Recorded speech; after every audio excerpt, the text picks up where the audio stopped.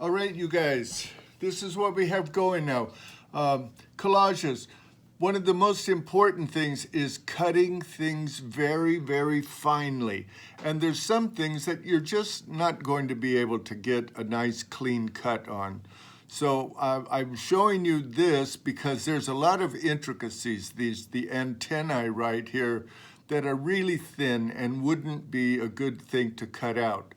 I've cut out much of this already. I wanted to show you right here where this opening in the legs, and I'm using a scalpel for cutting, and I know not everybody has a best friend who works in the ER, but he gave me a scalpel, and that's nice. But here, let me use this. An X-Acto blade works just as well. The scalpel adds a lot of really subtle cuts. It moves a lot different than the X-Acto blade, but I'm cutting just on the outside. I don't want this little window right here to in the legs right here. I just want to cut that out, but I can't cut out all of these spikes that are on his back legs right there. It's just too fine of a cut. So what I do, I'm just going to cut along the edge of the leg to where this whole area lifts right out. So now I've got that out, and now because I've already gone and made really specific cuts, I could pretty much take this whole thing apart like so.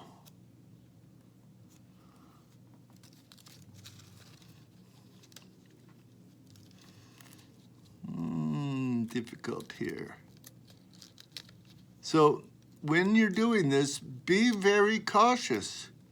The time will pay off because it makes your images so much better by taking your time, really making very precise cuts.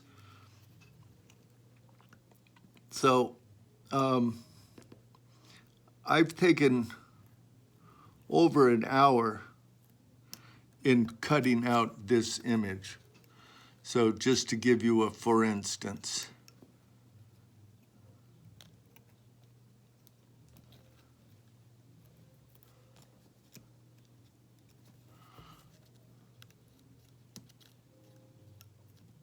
Tough around that.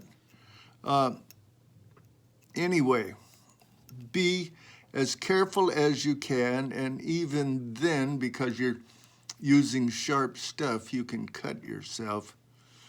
So remember, there's a rule: keep all your blood in your body at all times. You can see I've already broken that rule. So keep that in mind. So now I'm able to remove this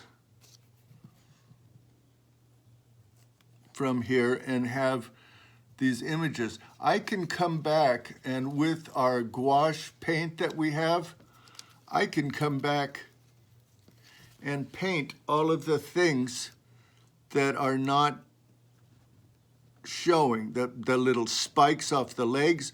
I can take some dark paint and mix that up to the color, and it's even an approximation of the color.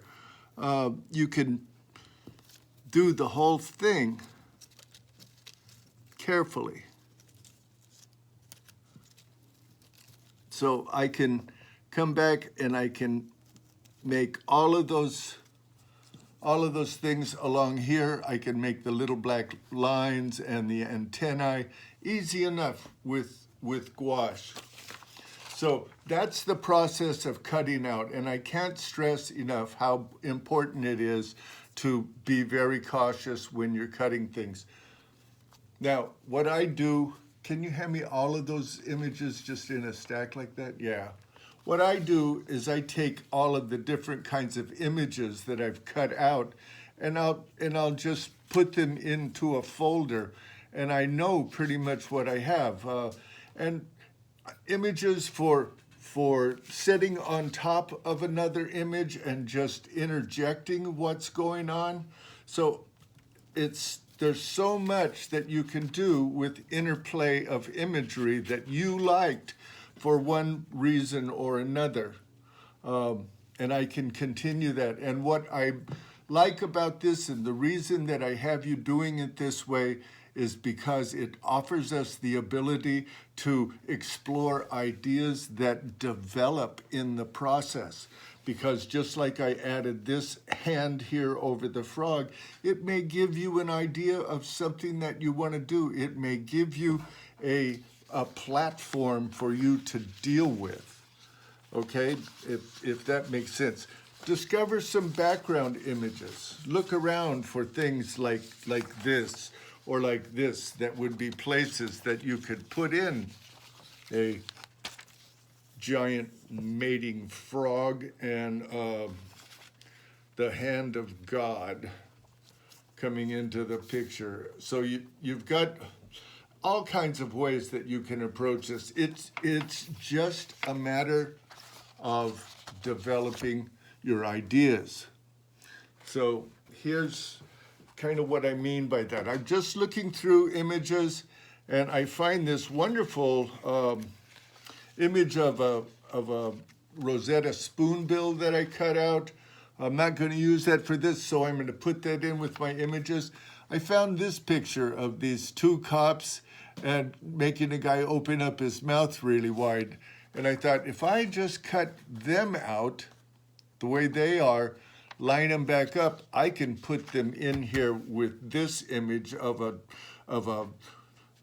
Leatherman tool pulling a tooth. So it makes sense when you put it with this image. That's juxtaposition of imagery that tell a different story than what the original was. So you can do that. You can take an image like this, and let me move these for a second so you can see this. I can decide that I want her standing in here. So I can just put in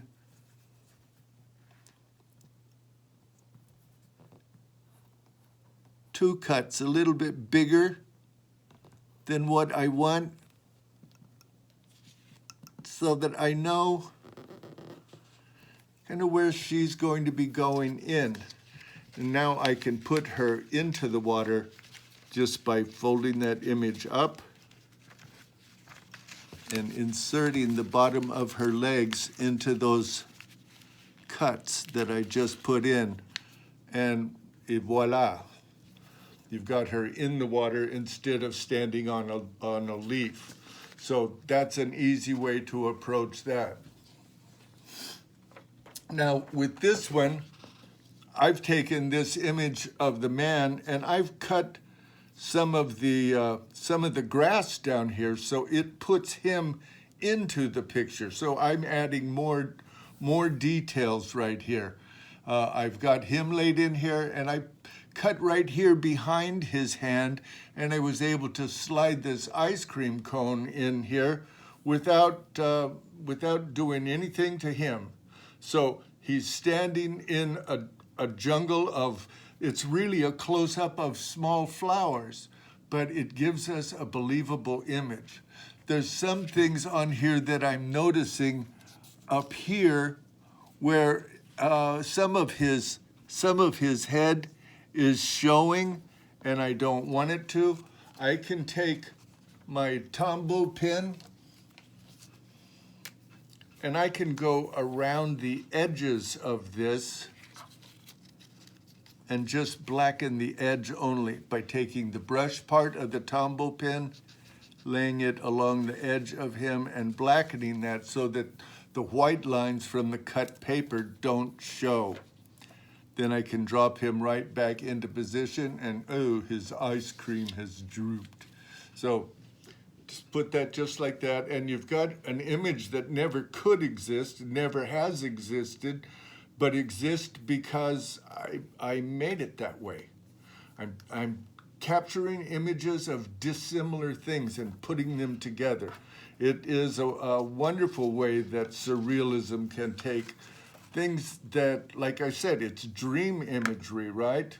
So you're taking things that you might have, yeah, just give me everything. You're taking images of things that you might have, and you can put them in, drop them in over a background image. Like I've done this. I've got these two crowned cranes, and they're standing in front of them is a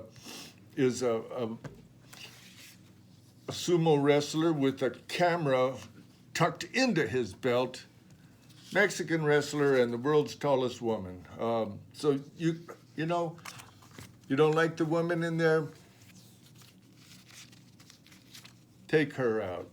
Now I've got an invisible woman here, and sumo wrestler and Mexican wrestler. So there's all things that you can put in your image like that. I've taken this. This was a pool in this home, and so now I've cut out the pool, and I can add in like the background. So that's just using my negative space and cutting out what's there. Windows are really great opportunities for doing the same thing. So that's one way of doing that. Find just images that are background images that can work for you, that you can drop things in front of. Boy, that creates a deep, deep space because of the atmosphere of the fog in that picture. This one, where it is a group of kayaks that just looks like mass color chaos, right? It's pretty much a red, green, blue primary. There's a few little greens that are subordinate in there, but this just looks chaotic to me. So if I place Buddha right in the middle of that, it's like peacefulness right in the midst of chaos. This one, I can use the same trick that I showed you before in an even simpler way. I can just cut along the top of this panel of Stonehenge here, and I can make that cut, and I can slide Godzilla in there anywhere that I want to.